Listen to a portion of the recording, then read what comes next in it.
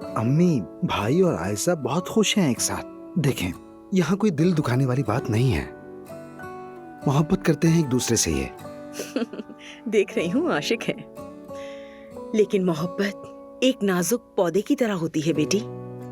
सख्त हवाओं का सामना किए बगैर वो नाजुक पौधा कभी भी फल नहीं दे सकता है बेटी। तुम्हारे सामने भी मुश्किल दिन आएंगे। उम्मीद है तुम्हारी मोहब्बत उन सख्त हवाओं से मुतासिर नहीं होगी। नाइला आंटी,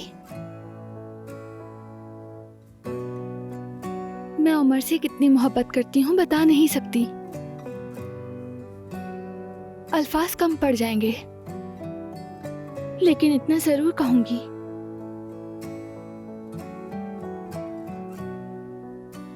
कि उमर के बगैर मेरी जिंदगी अधूरी थी।